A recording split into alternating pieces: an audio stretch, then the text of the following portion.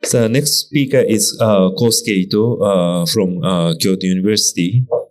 And the title of his talk is Three-Dimensional Fujiwara Effect.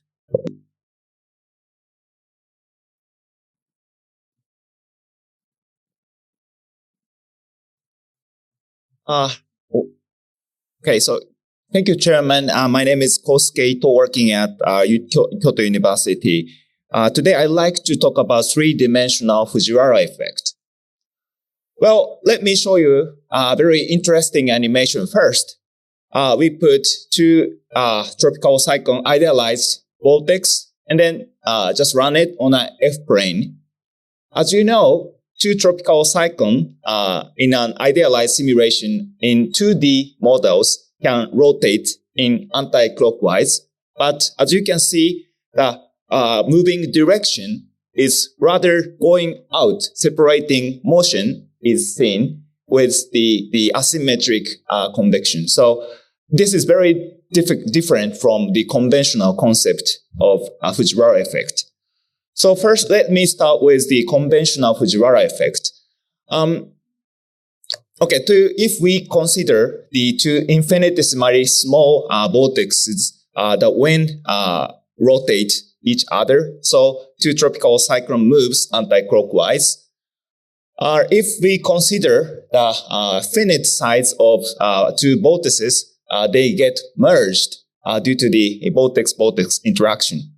But as I shown in our first animation, two tropical cyclone go away. So what's happened? Let me talk a little bit more detail. As I mentioned, this is very idealized simulation, so you can do that with Wolf model. F is constant and the grid spacing is 4 degree, SST is 28 degree fixed. Only parameter we changed is the initial separation distance from 6 degree to 16 degree. Hereafter, we call it DXX, D06 or D10 or something like that. First, this is a main result. If the separation distance is a 6 degree initially, they shows the exhibit conventional Fujiwara effect. They shows the anti-clockwise rotation and merging. But more than 10 degree initially separation distance, they are showing the separating motion especially in a later period of integration. So it's very interesting. What happened?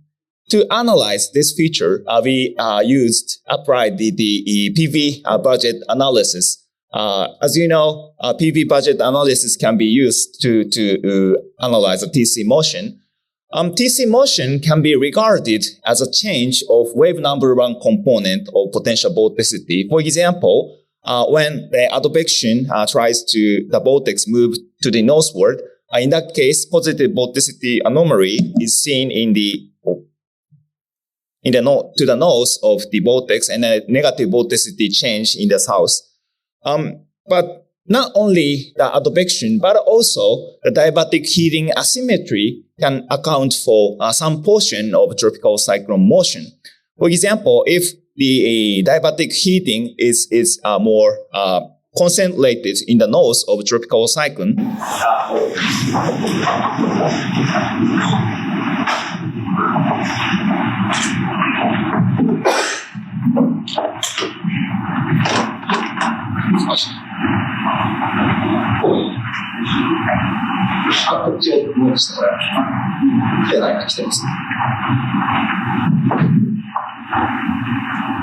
Okay, so let me restart again. Okay, so if the asymmetric convection is seen to the north of tropical cyclone, in that case, it drives the tropical cyclone motion to the north. So this is a decomposition of PV budget. At this moment, tropical cyclone moves to southeastward, and then in the middle troposphere, yes, horizontal advection basically explains this motion. But if we look at the lower level, the motion is basically explained by the asymmetric heating. So if we take a vertical average, horizontal advection is of course important, but we can see some contribution of asymmetric heating. So in this case, asymmetric heating can try to move the tropical cyclone to the southeastward to some extent.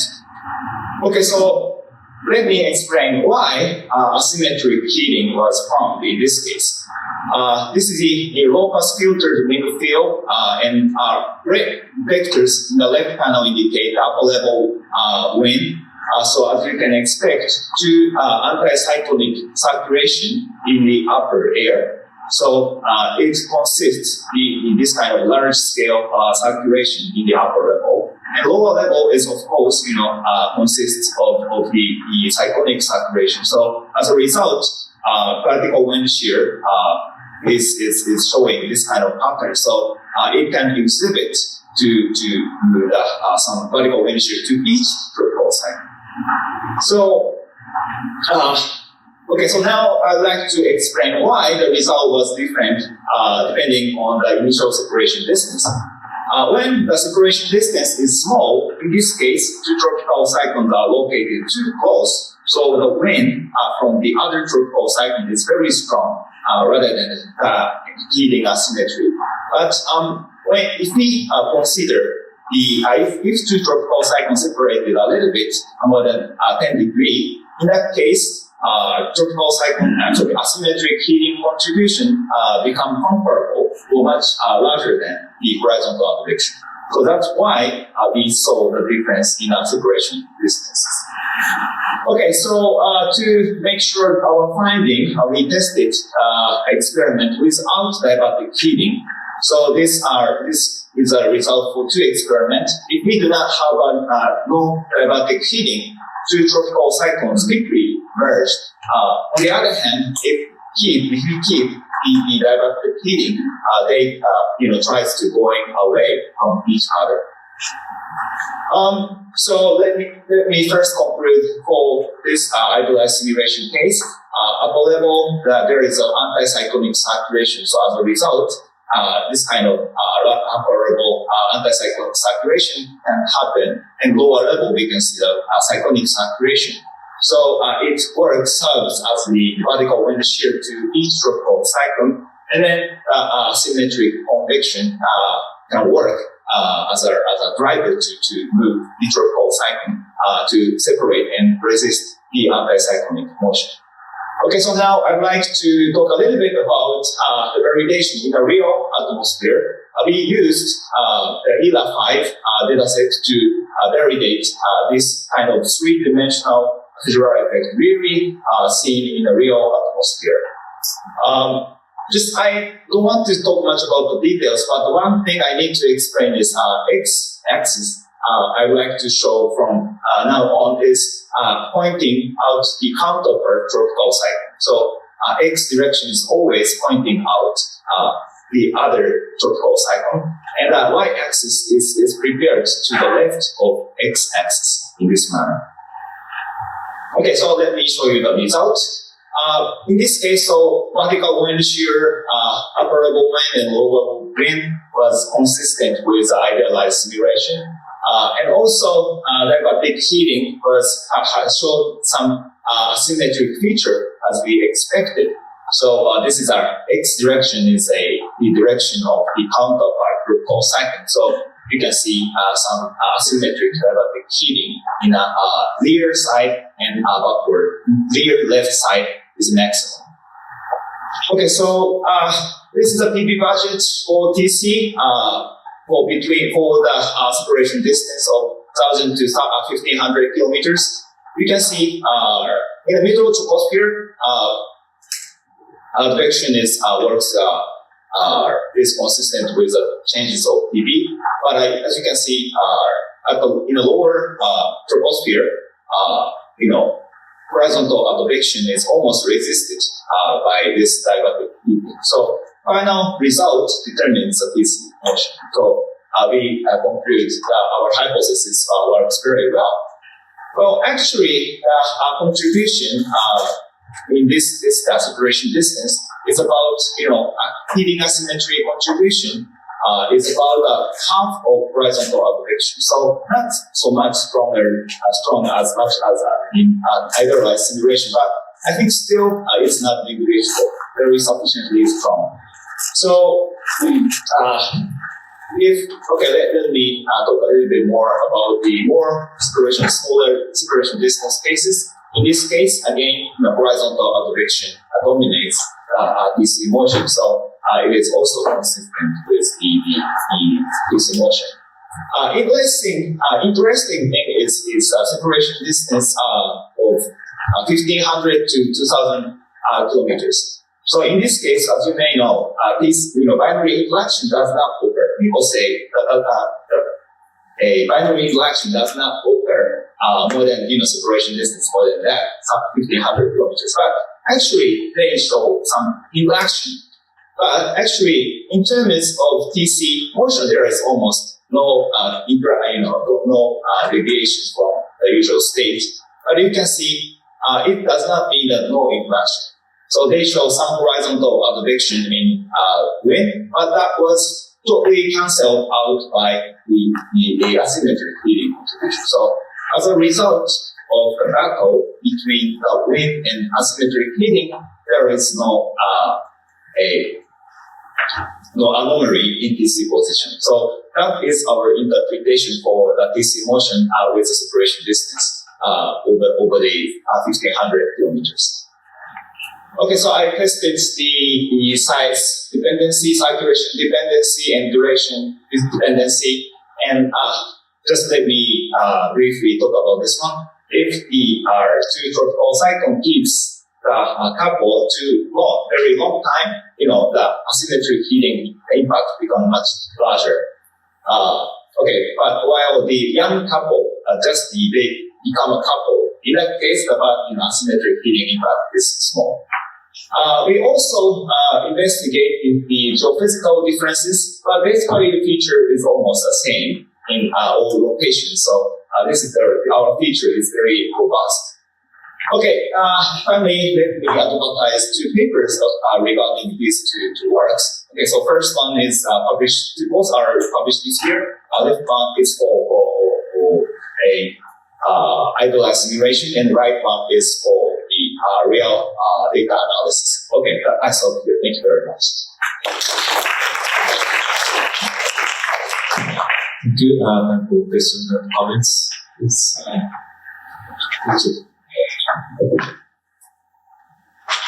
Yeah, very nice work. I don't know whether you have paid attention to the intensity change, but we have a paper in J. Yeah, so I know. What do we show for the intensity change? Depending on the distance between two cycles. Yeah, I saw your paper, your student paper, and yeah, the result is basically consistent with yours.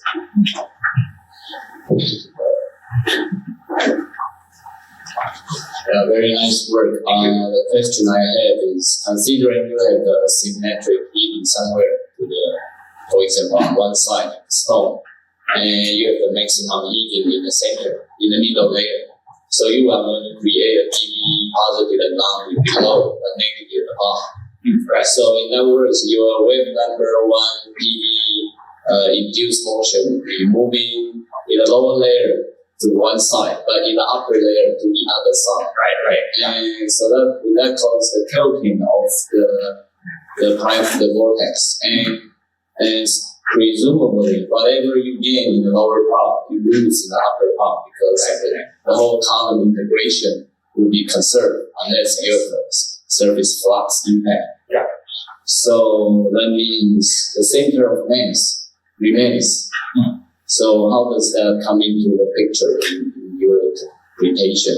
Yeah, I think it's a very good question. We assume in this case, usually tropical cyclone motion is usually correlated with 850 to 500. Sometimes 850 to 300 strong cyclone cases, right? But even after taking the vertical average from 300 to 850, we still have the contribution because the outflow is more about 200 or 150 is a typical location. and those levels are not related to the DC motion. So that is one interpretation. But I need to answer the question, how the deepest, how depth is related to DC motion. That is our unanswered question, I guess. It's just I can say it's a very typical statistical relationship. Yes. Thank you. Question or comment? Then I can ask one. Can you go back to the previous slide, or maybe? So the result is very impressive. And my question is about my calculation with keeping and causal calculation. It is, for instance, a dissipating force. Then there could be some calculation. This is an causal hypothesis. You have a kind of theoretical explanation how this calculation occurs? No, not at all. So we need to consider PV. The theory of PV, I need to go back to PV theory again. So PV momentum study. So yeah, I think that is another good question. Thank you. Thank you. So,